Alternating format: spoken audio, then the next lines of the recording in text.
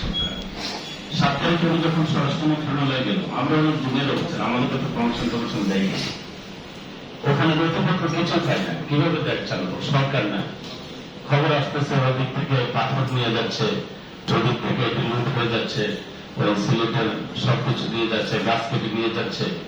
একটা সরকার না থাকলে যে কি অরাজক অবস্থার সৃষ্টি হয়, সচিবালয়ে মানুষজন ঢুকতেছে, মিছিল করতেছে।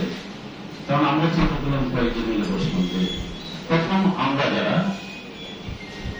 জনপ্রশাসন মন্ত্রণালয়কে প্রতিবেদন আগে দিয়েছে, এটা হলো 5 তারিখ বিকেলে প্রথম বসে আমরা আমাদের অফিসার্স ক্লাবে 6 তারিখ সকালবেলায় বলছি যে 8:30টার মধ্যে আমরা শুরু করবো। ওখানে গিয়ে এখন কেউ না, কার নামে অর্ডার করবো, কি করবো, কাউকে পাচ্ছি না। আমার তো পোস্টিং করে বাইরে, আমার পোস্টিং তখন আসবে, আমরা কে কাকে পোস্টিং দেবো নিজেরও বুঝতে পারতেছি। অন্য স্যারদেরকে ফোন করে বলবেন স্যার আপনারা আসেন, আমরা ওখানে গেলে করেন, তোমরা আমাদের ক্যান্সেল করবো, আমরা যাবো না। এই যে একটা হেফাজত ব্যবস্থা, আমরা যদি দিন যাক প্রশাসন যন্ত্রটা যাতে টিকে থাকে, আপনারা থাকেন, আপনারা ডিসি হিসাবে থাকবেন, আপনারা দায়িত্ব পালন করে নেন। এর মধ্যে হচ্ছে যে ভোরে মনে হয় অনেকগুলো গাড়ি টাড়ি পুরো শুনছে, বরিশালে তেমন সমস্যা নেই, 1-2টা গাড়ি হয়তো অ্যাক্সিডেন্ট হতে পারে, ওই সমস্যার কথা বলি, আমি নিজের কথা বলবো। তো দেশে গেলে আমি অফিসে গেলে আমার সমস্যা হবে ভাই।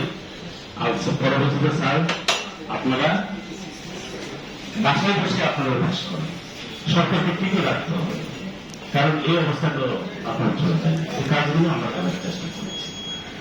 আচ্ছা, যখন ওইটা বড় কথা না, সেটি হলো হয়তো আমরা অনেকাংশে ব্যর্থ হয়েছি।